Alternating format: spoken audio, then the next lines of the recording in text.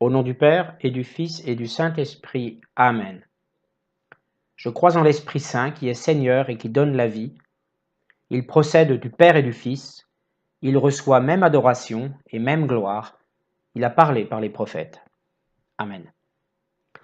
Viens, Esprit Saint, toi qui as conçu le Fils unique de Dieu, toi qui es l'amour d'union entre le Père et le Fils, toi qui as accompli des miracles au temps biblique, toi l'auteur de la Pentecôte, toi qui donnes et produis les choses spirituelles dans le monde, je t'aime et te rends grâce pour ta présence consolatrice en mon être. Descends sur nous afin que nous recevions tes dons. Aujourd'hui, le jour 7 de cette neuvaine au Saint-Esprit. Le don de la crainte de Dieu.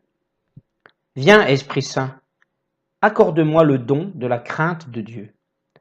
Tu sais que depuis toujours je crains Dieu, mais je sais aujourd'hui que Dieu ne fait que pardonner et souffrir pour nos péchés. Donne-moi d'œuvrer toujours pour accomplir tout ce qui est agréable à Dieu, afin que ma foi ne reste pas qu'un mot insensé, vide, et que tout mon être glorifie notre Seigneur, en gratitude de tout ce qu'il produit comme bienfait en ma vie. Amen.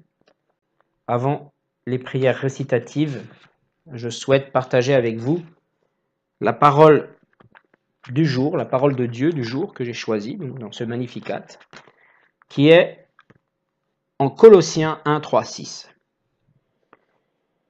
Nous rendons grâce à Dieu, le Père de notre Seigneur Jésus-Christ, en priant pour vous à tout moment. Nous avons entendu parler de votre foi dans le Christ Jésus et de l'amour que vous avez pour tous les fidèles, dans l'espérance de ce qui vous est réservé au ciel. Vous en avez déjà reçu l'annonce par la parole de vérité, l'évangile qui est parvenu jusqu'à vous. Lui qui porte du fruit et progresse dans le monde entier, il fait de même chez vous, depuis le jour où vous avez reçu l'annonce et la pleine connaissance de la grâce de Dieu dans la vérité.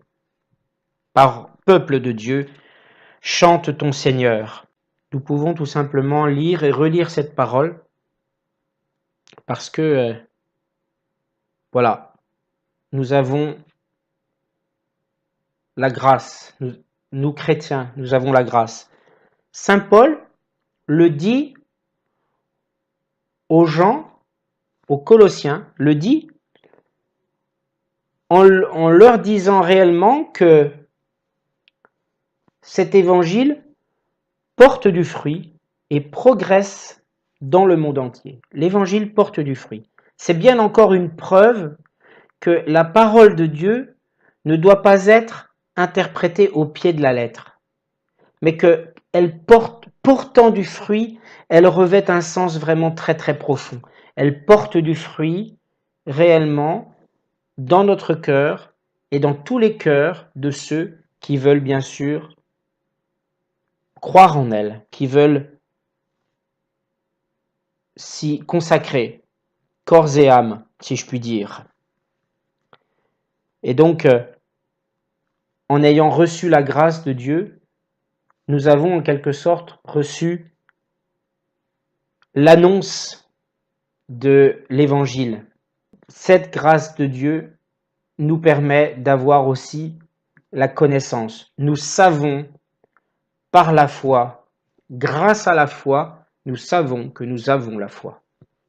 Partageons maintenant les prières récitatives habituelles. Notre Père qui es aux cieux, que ton nom soit sanctifié, que ton règne vienne, que ta volonté soit faite sur la terre comme au ciel.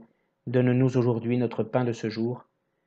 Pardonne-nous nos offenses comme nous pardonnons aussi à ceux qui nous ont offensés.